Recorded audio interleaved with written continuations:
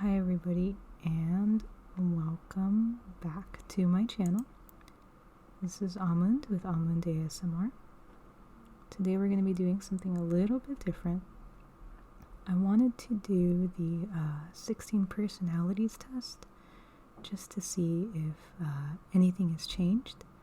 I think when I was younger I was in INFJ, but I know personalities technically aren't static, and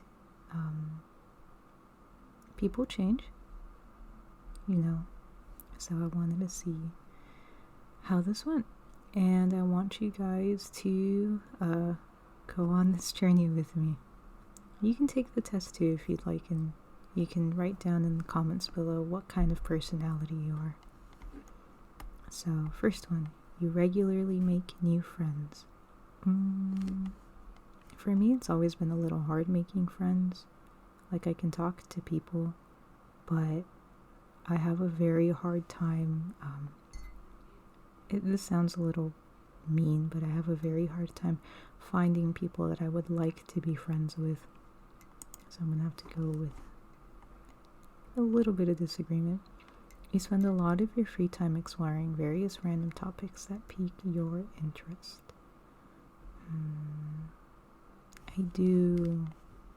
I love learning. Seeing other people cry can easily make you feel like you want to cry too. Now, this is actually a little difficult to answer because it depends who's actually crying. I'm gonna have to put it in the middle. I wish there was a thing that said it depends. You often make a backup plan for a backup plan. I don't know. No. You usually stay calm even under a lot of pressure. It's a little hard because I'm panicking internally. So, At social events, you rarely try to introduce yourself to new people and mostly talk to the ones you already know. That's so true. I do. I'm sorry, guys. I'm only human. I think supposedly this is going to take about 10 minutes to finish. For it to completely finish one project before starting another. Nope. I'm an artist when I'm not doing these videos, so I have so many work in progresses. I really just need to either finish them or delete them off my computer. You're very sentimental. Yes, I am. You like to organize, making schedules and lists. I do not. It's very difficult for me. Even small mistakes can cause you to doubt your overall abilities and knowledge. Yep, that's very true. At my old job, where I used to work at, I worked as a cashier sometimes, and so handling lots of quantities of cash could be very uncomfortable. So if I was over or under by $1, I would panic. You feel comfortable just walking up to someone you find interesting and striking up a conversation. No, I do not. You're not too interested in discussing various interpretations and analysis of creative works. I actually am. I very much am. Before I started doing these videos and before I started to do art, my main focus was in art history. You're more inclined to follow your head than your heart. I don't know.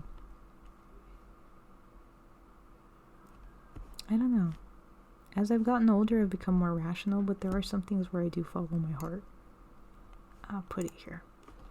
You usually prefer just planning what you feel like doing at any given moment instead of planning a particular daily routine. That's true, but I do need daily routines to function. I need some structure in my life. You rarely worry about whether you make a good impression on people you meet.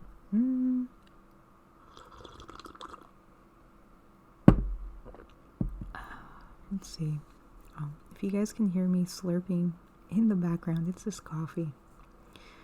I do actually worry a lot about what kind of impression I make on people.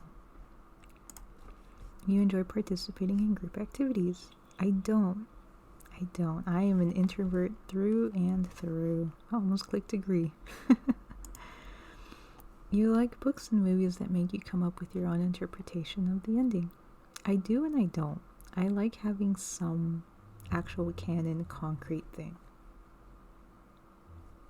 Really do. Your happiness comes from helping others accomplish things than your own accomplishments. Yeah, it's a little weird. I grew up being a people pleaser. I'm not happy about that, and I'm trying to get away from that. We're making good progress here. You're interested in so many things that you find it difficult to choose what to try next. It's very true. You are prone to worrying that things will take a turn for the worse. That's also very true. You avoid leadership roles in group settings. I do. I try very hard not to stand out in groups. You are definitely not an artistic type of person. That is very wrong. You think the world would be a better place if people relied more on rationality and less on their feelings. I'm not too sure. I'm really not too sure. I guess so. I don't know. Maybe.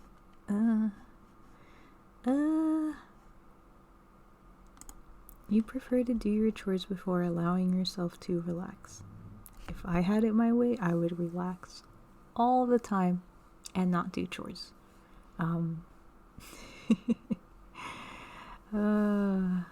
boy. I'll just go with that. You enjoy watching people argue? I don't actually. I do not. You tend to avoid drawing attention to yourself? Yes. Your mood can change very quickly? Yeah. And it kind of sucks. I don't like it too much. I can be happy for a bit and then somebody will say something that'll just like instantly make my mood go sour, and I don't like that too much about myself. Or I have, I don't know if it might be, I'm pretty sure it just might be my ADHD that does that. So, thanks, brain. You lose patience with people who are not as efficient as you.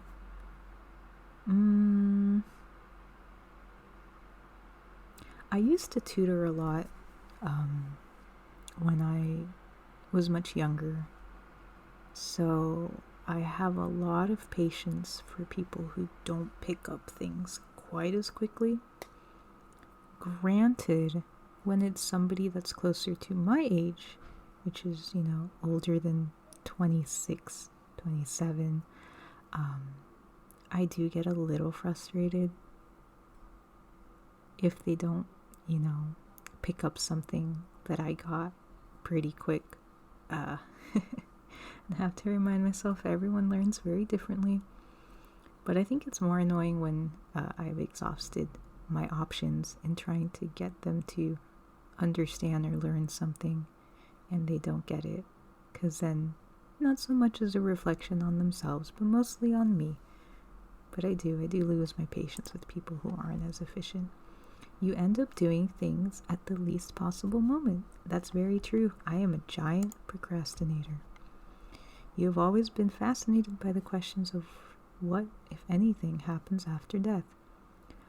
I think about this question a lot, but it also gives me anxiety. When I sit down and think about ceasing to exist is very scary because all I know is existence. It's weird. I'm morbidly curious about it. You usually prefer to be around others rather than on your own. Yes and no.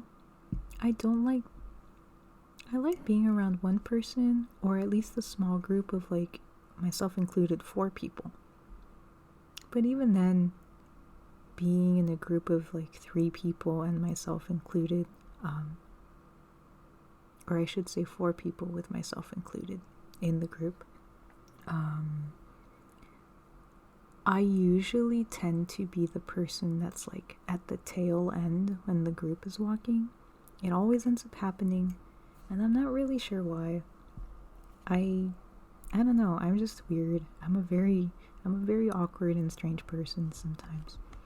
But I do like being on my own, rather than in groups of people. You become bored or lose interest when the discussions get highly theoretical. It depends on what it is. I used to have a friend that I used to talk to about with theoretical physics and stuff like that, because the concepts are very abstract. And I remember them telling me, Almond, it's easier for an artist to pick up the abstract thoughts because art and physics kind of go hand in hand. We have a lot of the same certain principles, especially when it comes to like light. What I mean by light is when you're painting with color, you have to take into account the distance of an object. I don't know if you guys have ever noticed when you're outside and looking at landscapes and stuff like that in the real world, there's usually like this blue semi-hazy effect that happens off in the distance, and that is because for one thing, what's the word? Oh my gosh, I'm blanking out. I'm sorry, you guys. It's because of a effect that happens with the sky, since water technically isn't blue. It's very clear. It's taking in the reflection of the color of the sky. And so when you're looking at objects in the distance that give a bluish color, it's doing the same thing. I forgot what the original term is, and I'm so sorry because I wasn't preparing to talk about this today. I'm going off on a tangent. I apologize, you guys. This should have probably only to take 10 minutes or so. Long story short, if the discussion gets theoretical and hypothetical, I do like those kinds of things. You find it easy to empathize with a person whose experiences are very different from yours. I don't know how much empathy I have for those kinds of things, because if it's an experience that's hard for me to comprehend, I'm not sure. I might have to disagree on that. I can sympathize, but I wouldn't be able to empathize. You usually postpone finalizing decisions for as long as possible. I do. You rarely second guess. Yes, what was that? You rarely second guess the choices that you have made.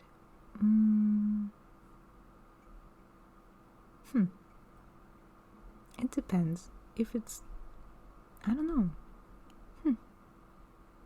I do second guess a lot of things. So we're gonna go here. After a long and exhausting week, a lively social event is just what you need. Nope. No. The kind of person that prefers to hunker down in my bed and be on my phone. You enjoy going to art museums. Yes, I do. For people that don't know me, for any close friends that are watching this video, also, why are you? I used to work at an art museum a while ago, before the COVID lockdown. I was working there for about 6 years. You often have a hard time understanding other people's feelings. I can understand them pretty well, I'd like to think.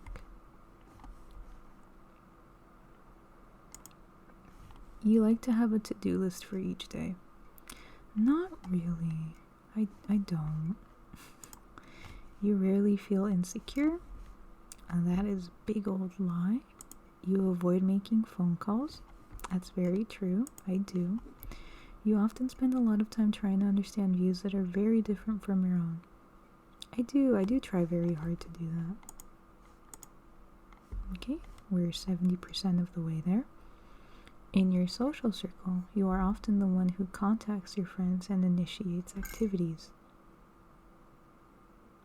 When I was younger, I used to be.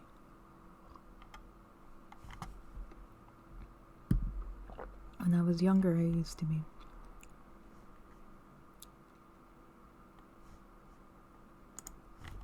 If your plans are interrupted, your top priority is to get back on track. Oops. Your priority is to get back on track as soon as possible. Yeah. But I also get really angry when that happens. So I need to vent sometimes. So I guess that's true. You're still bothered by mistakes that you made a long time ago. Who isn't? Sometimes we have those cringy thoughts that keep us awake at night. Also, I'm very sorry for anybody that starts to think about a cringy thing that they did. Completely apologize for that. You rarely contemplate the reasons for human existence or the meaning of life. I'm a big thinker. I might not look it, but I'm a big old brain thinker. Your emotions control you more than you control them. Yes and no, kind of. You take great care not to make people look bad, even when it is completely their fault. Yeah, I guess I do. Your personal work style is closer to spontaneous bursts of energy than organized and consistent efforts. Yep. When someone thinks highly of you, you wonder how long it will take for them to feel disappointed in you. Yup. You would love a job that requires you to work alone most of the time. Yes. You believe that pondering abstract philosophical questions is a waste of time. Nope. I like those kinds of things. You feel more drawn to places with busy, bustling atmospheres than quiet, intimate places. This is in between for me. More so because I like both the quiet and I like the energy of things too. The place that I live in right now is pretty quiet, but I do miss kind of having some civilization from time to time.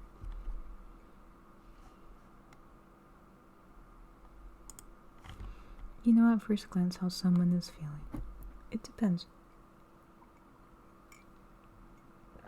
It depends if I know them or not. I do often feel overwhelmed 90% of the way there. You complete things methodically without skipping over any steps. Nope, I skip over a lot of steps sometimes, so I make some mistakes. You are very intrigued by things labeled as controversial. I am, but again, it's just my morbid curiosity to want to learn things and learn both sides of certain things.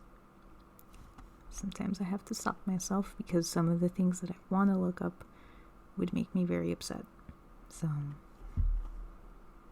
I am intrigued, but I try very hard to just let it go. You would pass along a good opportunity if you thought someone else needed it more. Nope. Nope. At this age and stage of my life, no, I would not. You struggle with deadlines? I do. You feel confident that things will work out for you? I don't. This will determine your avatar in the results screen. Other? Let's see my results.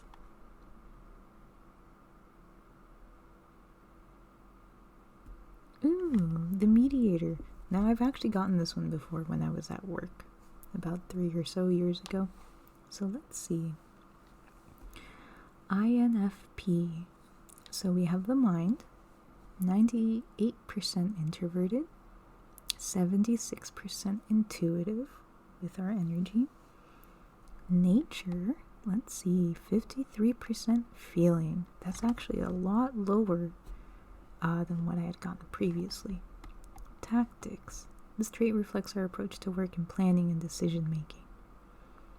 Prospecting. Identity. This trait underpins all others, showing how confident we are in our abilities and decisions. Turbulent. Let's see. Start reading.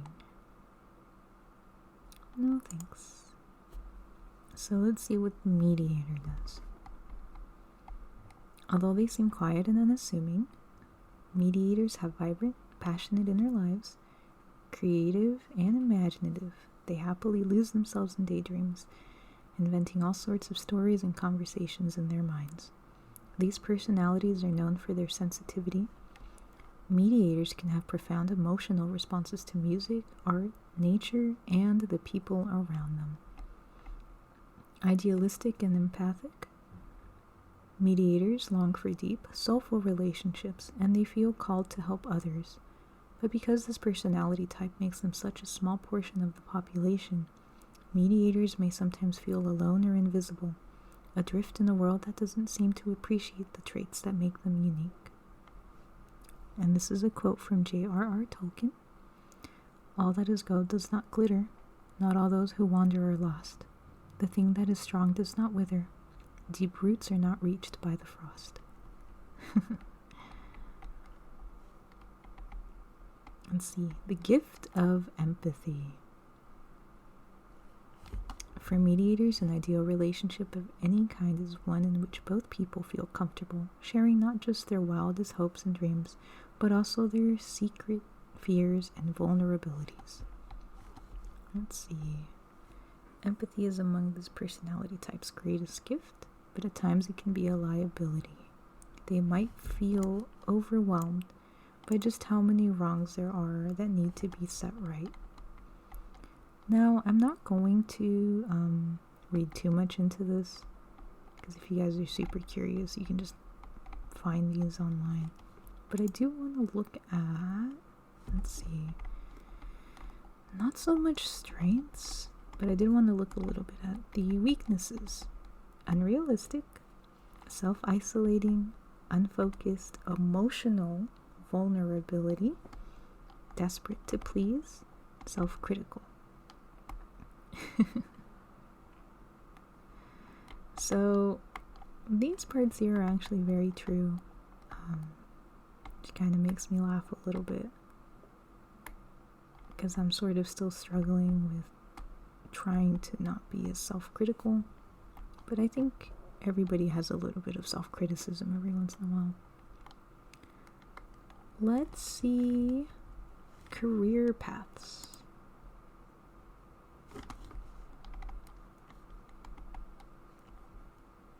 So this is something that I think some people can probably empathize with, sympathize with. For mediators, an ideal career path should feel like a calling, not just a job. And if it doesn't involve too much draining social interactions or phone calls, so much the better. That's actually very true. When I used to work as a cashier at the museum that I used to work at, it wasn't just doing the cashier jobs, but sometimes I would be, inside the galleries monitoring the art and stuff like that. And I would have hours where I wouldn't talk to anybody. And what I mean by anybody is just the general public. One of the things that you quickly realize as a gallery attendant is that you're mostly there to make sure the insurance of the artwork doesn't actually go up. The thing is that some museums, and this is the unfortunate bit, some museums need a certain amount of gallery attendance so that the insurance premiums on their artworks don't go up and that they don't have to pay more, which is unfortunate. So because of that, at my job, we weren't really allowed to interact with the public, and it really sucked for me because there would be a lot of beginning art history students that would come in and they would look really confused. And for a while, I would kind of butt in and be like, hey, are you guys looking for help? Are you guys looking for something in particular? And sometimes that would get me in trouble. Not because I talked to them, but because sometimes the conversations would last more than 10 minutes. But it's because they would ask questions and I would get really excited because sometimes I'd have like a couple of days where I wouldn't talk to anybody if I wasn't working at the cashier desks. And I mean, I had lunchtime with my coworkers and stuff like that, but you know, it's one of those things where we kind of just all bond together because the job is kind of miserable in some aspects. But yeah, you know, if I don't have any draining social interactions and I don't have to make any phone calls, that is an ideal job for me. I used to work as a secretary before that, and putting on my secretary voice was very exhausting. I don't miss that job. It paid okay, but you know, there is that. See here, this. Ever the idealist, mediators might struggle to find a profession that meets their practical needs and fulfills their dreams. These personalities may drift in frustration, waiting for the perfect job to present itself and eventually feeling stuck or worried that they're not living up to their potential. So for myself, that is pretty much how I'm feeling right now, because I love art and I would love to pursue a career in character creation, character design. I was trying to say that I love creating characters. And I'm slowly trying to teach myself how to do 3D work as well. But Blender is pretty, for my laptop, it's very old. And so Blender is not that great for that kind of work. So, yeah, you know, that's why I was majoring in art history for a while. I dropped out of school. And decided to go back and try to get my associates in art history, and you know, it's been years since I've gone back to school, so I'm almost done. It's just been really frustrating because I'm mostly just getting the degree because I would like to have some kind of stable job, because I know I wouldn't be able to make a living off of my art until, you know, I get stabilized in the market and start getting more commissions and stuff like that. That's one thing I think that I'm very grateful for, at least for myself, is that I was stubborn enough to realize, like, I need a plan B, because this isn't going to be easy peasy, easy money kind of thing. And, you know, especially with COVID and stuff like that, I finally had time to go back to school. So let's see. Sensitive to artistic beauty, some mediators simply come to life in the worlds of writing, music, drama, or dance. Now, I took acting and I was in a musical for my school. I didn't like it too much. I liked the singing part, not the acting part. So it's just kind of funny. Let's see. Mediators don't need ideal conditions to thrive professionally. I was going to say purposefully. These personalities want to live in tune with their values in their careers as much as other aspects of their lives.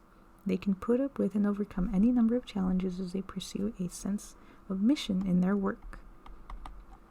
I'm not going to do workplace habits because my workplace habit is pretty spotty.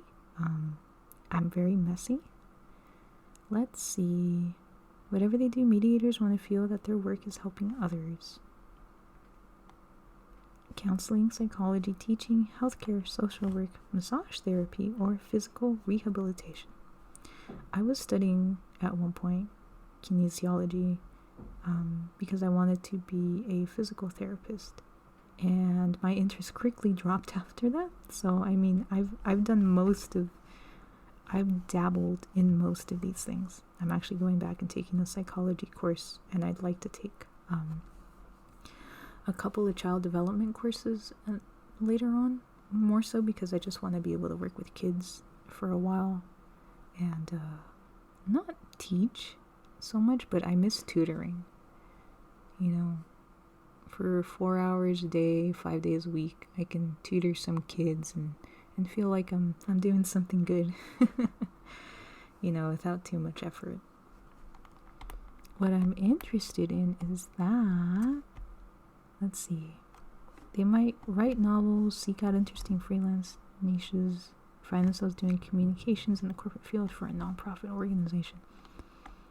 So they don't actually mention making anything. Art, I guess? Playwrights, composers, choreographers. That's so funny. I don't know.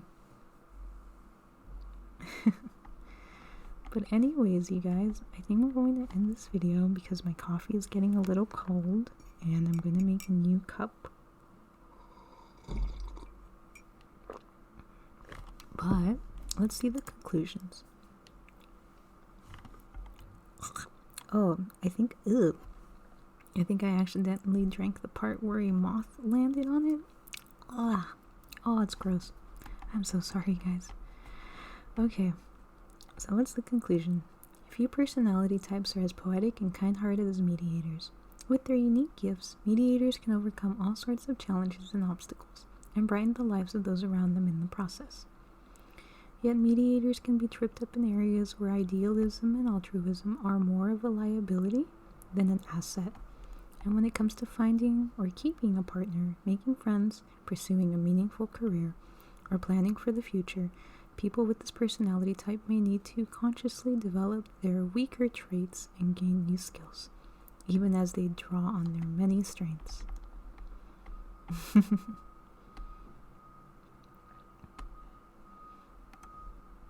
To overcome your challenges, you need to have a plan, a personal roadmap, a vision of where you want to head and why. Knowing and accepting yourself is the first step to moving forward and making a positive change in your life. But yeah, thank you so much for just listening. I know this wasn't, super triggery in terms of like tingles and stuff like that, and I do apologize. I normally just, make these videos for fun. I didn't really have anything today. I really just wanted to do the 16 personalities and see how that went. And it's just kind of funny, after about 6 years or so, it's the same result over and over and over again, which I guess is good. It means my personality is consistent, and that means that I've grown in some ways, because, I understand myself as a person and what I like, what my dislikes are. So, if anything, you yourself are constant, so long as you're aware that you are constant. Anyways, thank you so much, you guys, and I'll see you next time. If you guys have any inputs or ideas, any comments, please put them in the comment section below, and, any kind of feedback helps. I really do appreciate it. Thank you so much, you guys.